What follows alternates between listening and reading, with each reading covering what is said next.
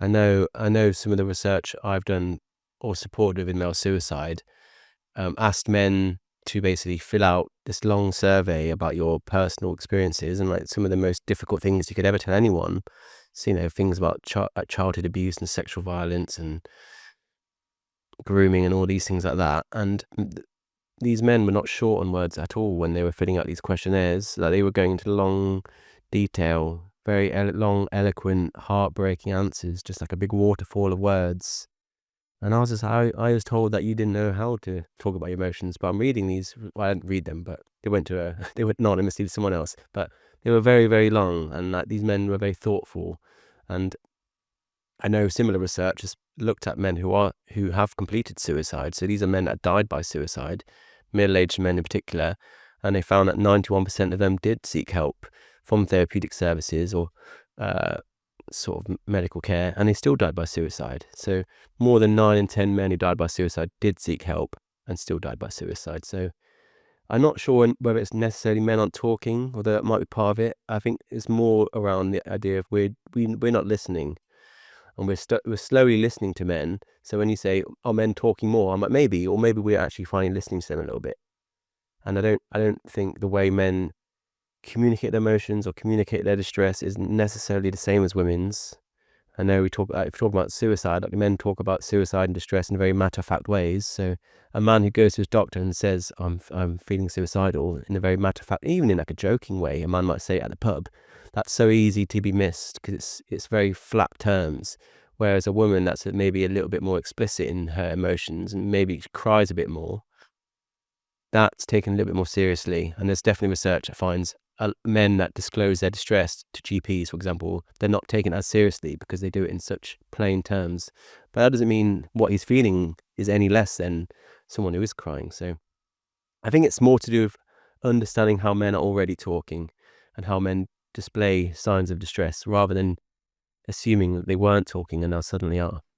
I agree. I think the way in which some people confuse when men talk is in group settings, and they think, oh, it's okay to talk. And name me a man that will be comfortable with opening up about their innermost feelings. Name me a woman that would be really comfortable from straight off the bat talking about their innermost feelings in front of a large group of people. That's, for a human experience, that's just a daunting thing in general, not siloed to men. And I think we just say that you should open up and talk, but it's probably conflated with what's the setting at which you're actually measuring when that talking is happening. That is amazing how I never really thought about how much bravery it really does take for men to speak in men's groups. I've been to a lot of men's groups. I get invited to them, and I always feel like I'm the least brave of all the men in there in terms of what some of these men talk about. I'm amazed, inspired, impressed that you are able to, having never met me or perhaps anyone else in this circle, you are being this vulnerable.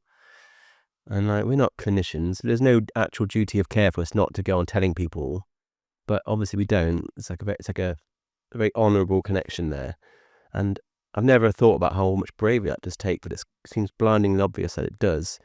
But there was obviously an important lesson there where, like I said, men don't necessarily talk in the same way as women. Like if you talk about the traditional way in which someone does open up, it would be someone going into a clinical space, a very sanitized environment, run by the state, so the NHS, and you're going to go into that room and you're going to speak to a clinician who's probably a woman. And it's like, I just don't know if that's really set up for men.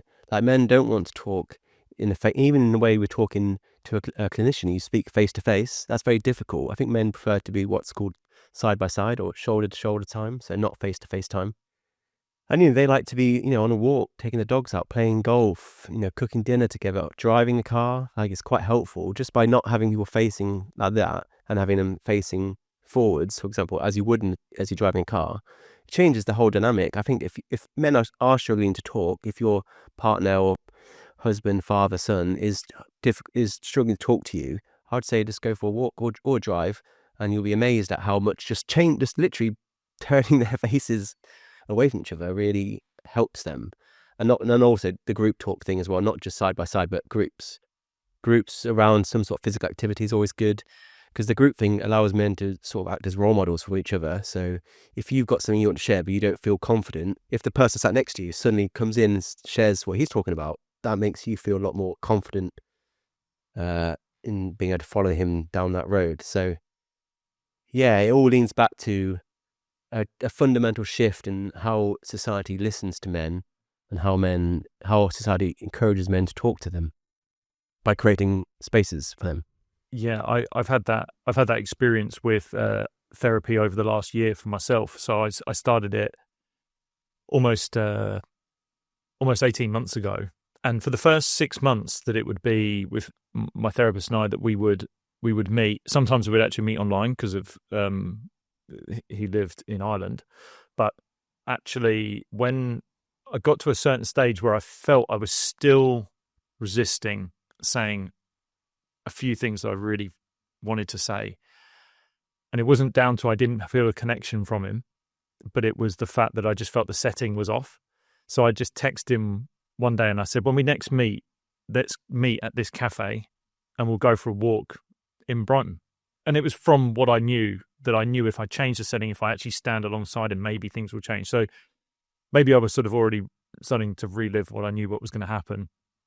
But I suddenly opened up one day, just on the seafront. We were sitting on a park bench and I told him things that I have probably only told one person on the planet, and maybe even just him. And it was down to the fact that I got out of a setting where I felt it was not clinical, but it was just less, there was more space. There was, like I said, I'm from sport, so I kind of feel like I need to be moving my body to like actually get something out.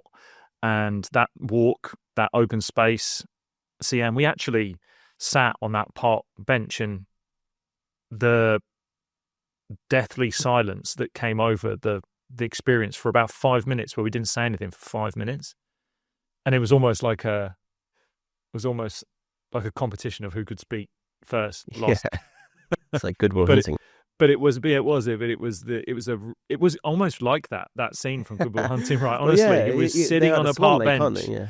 But think of that, right? Think of that moment with Ron Williams, like that amazing speech, that's viral speech that he has there. It's on a park bench. It's two men sharing things, because he took him out of that room that they have in Good Will Hunting. I think, yeah, I mean, also, it must be said, there's a lot of women that appreciate these sort of approaches as well. Whenever I post about these things about, the power of hiking for men, and there's always women that are like, I want to do hiking. I want to do that too. So, I mean, it's not to say that men only speak this way and women only speak that way. There's plenty of women that want to get on board with these social prescription programs. Like, there are women's sheds now, and I think that's really, really, really important. And I just think changing the environment really helps. I mean, I work in the creative sector, and even on the TinMen, I have to put up a new piece of content every other day that is, unique and creative and thoughtful and original. And obviously, you get writer's block, and I'm sat literally right here. Like, sometimes I don't know what to do, and it's just, if I just go and take like a piss or a shower or take the dogs out, it's like suddenly I'm like, wow, I've got all that. You're just breaking the cycle. Really, really helps. I know Steve Jobs, he was a big fan of having meetings whilst walking around Apple HQ. So he wouldn't have board meetings in a boardroom. He'd be like, let's go. And he'd walk around the campus of Apple. And I'm all about that, just moving. I think I'm just, even on podcasts, I move around quite a bit. I'd love to do this conversation walking. So maybe next time we'll do that. And I think, yeah, next time we'll bring all the equipment, just walk down Brighton seafront. Yeah, that'd be great. But I also think so what you're talking about with men having to be listened to more, I think that comes with people have to be ready to hear what they have to say. And I definitely think that from a female side. I've been really interested seeing online on various different platforms, there are a few women that are actually banging the drum on, if you really want a man to open up, you as the woman have to be ready to hear what he has to say.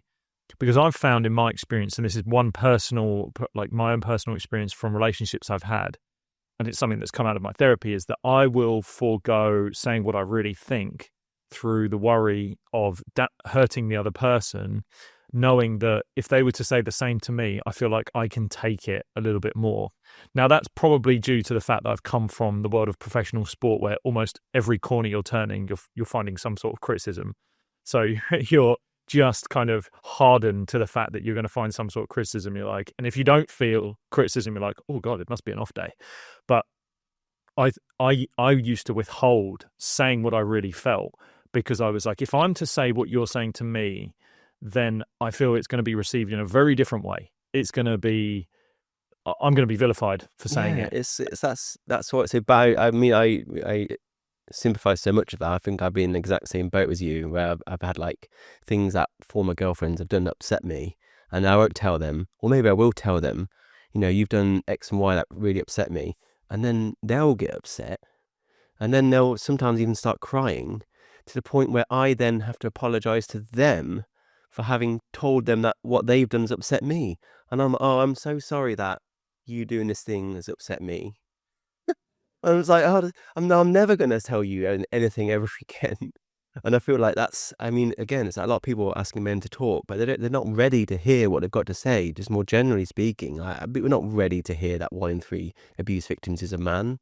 Like, we're not ready for that conversation. So stop telling these men to talk when we've proven ourselves totally unfit to listen to what men are already telling us. If you enjoyed that clip with George and you want to enjoy the full episode, all you got to do is head right here.